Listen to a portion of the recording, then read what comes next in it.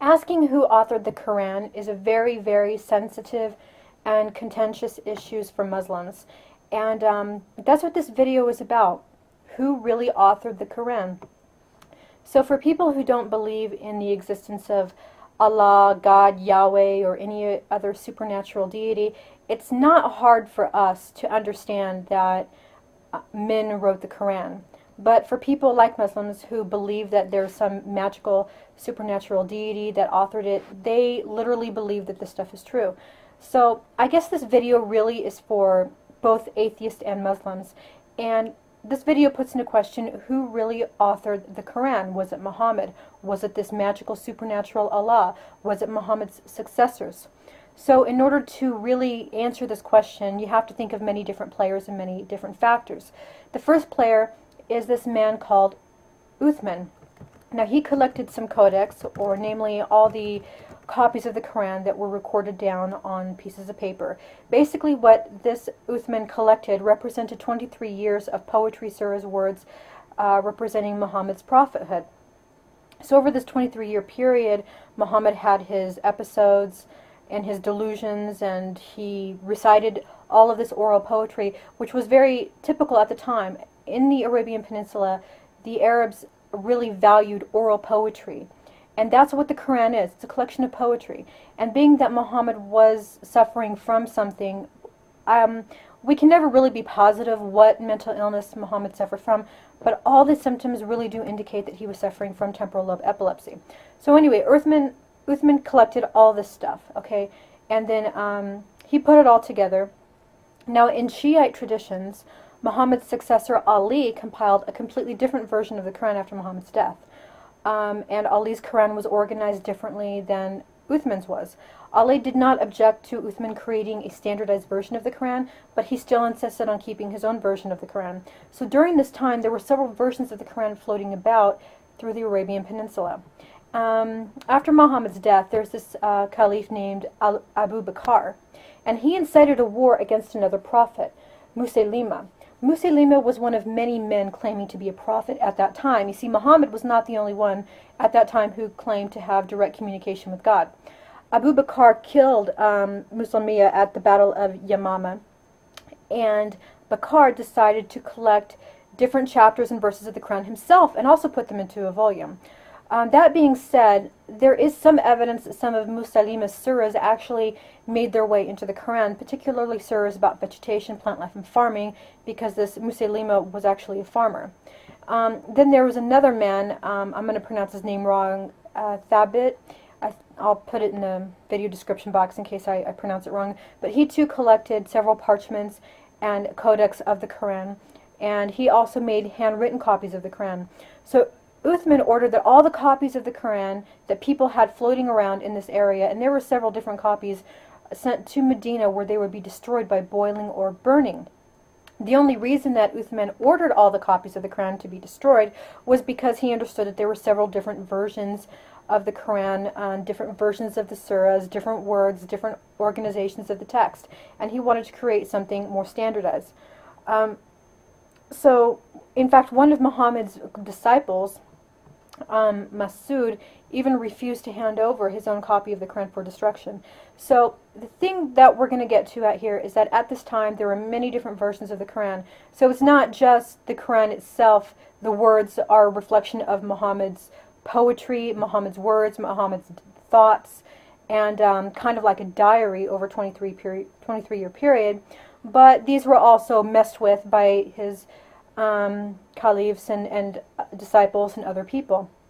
Muslims are indoctrinated by their families and by their communities to believe that the Quran that is the literal word of Allah.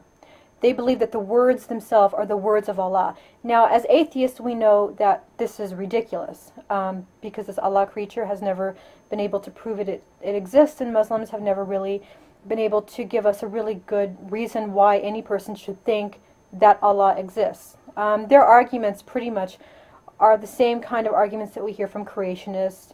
Something came out of nothing, and where did the universe come from? If you don't know where it came from, then it must have been Allah, blah, blah, blah, blah, blah, blah, blah. It's all kind of the same thing, But even when we show them the irrationalities in their argument, they're a lot like Christians and Jews. They can't really see it. So anyway, that's not what this video is about. It's about who actually wrote the Quran.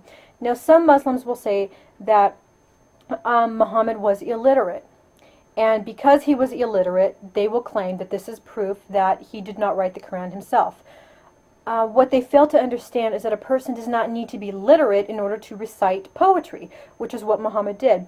We also have shown that the amount of material Muhammad recited are symptoms is a symptom called hypergraphia, and hypergraphia is attributed to a mental disorder called temporal lobe epilepsy. As Muhammad had visions, delusions, moments of lucidity, it appears that he also had this mental disorder TLE. TLE is the most likely culprit, although we can never be certain. It's probably the most likely thing that he suffered from.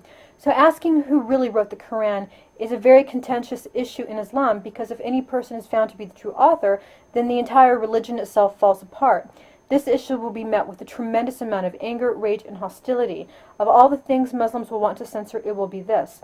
When we look at the Quran's authorship, we need to look at all the people who contributed to the Quran. The Quran contains plagiarized Bible stories. Therefore, we can say that Jewish and Christian traditions contributed to the Quran. Muhammad himself being the main contributor who dictated the Quran. He's an author of it. The followers who wrote down the words. Because even in translations, things change. The people who literally wrote down Muhammad's words are also contributors to the Quran. And then the people who influenced Muhammad, the people and other poets that kind of influenced Muhammad and how Muhammad was able to create this work of literature, they all get credit for it as well. Uthman is the grand editor. He's the grand organizer, one of many grand organizers and editors. So he gets credit for authoring the Quran. He ordered old copies to be destroyed. He revised it, edited, organized it, shaped into the final version we have today. So one cannot say that any one person gets sole credit for authoring the Quran. Many people get credit for authoring the Quran. So from a literary perspective, this makes the Quran a very rich literary work. The words in the Quran are not words of a magical supernatural being. Muslims have never been able to prove that Allah exists. For the same reason, no one can prove that Poseidon, Zeus, or Thor exist. As far as the Quran's true authorship is concerned, the Quran came into being by many different people. Many Muslims will attempt to debunk this argument, relying on a few fallacious arguments. One, they will pose the create a surah like it challenge. This means that they challenge you to write a circle of equal merit to one that we would find in the Quran. This is pretty much like the Kent Hovind challenge, where he offers to pay $250,000 for scientific evidence of evolution. These challenges are set up in a way where everybody will fail. Assuming that a person does become fluent in archaic Arabic, which is unlikely that such a person would actually sit down to compose an entire surah. If that person did compose a surah of equal merit, Muslims will find a way to reject it anyway. They will actively look for faults. As they look for faults, they will definitely find them, because there's faults in everything. Yet they choose not to actively look for faults in the Quran. So, like Kent Hovind's challenge, these challenges are designed to make sure that everybody who actually attempts will fail. The second challenge Muslims will make, trying to convince you that the Quran is the word of Allah, is they will tell you that the Quran is full of scientific knowledge. This also has been debunked as well. In my upcoming book, I've devoted about 10 pages of instructions showing individuals 12 easy steps how to debunk science in the Quran. I also discuss many of the cognitive biases Muslims experience when they actively look to confirm their beliefs.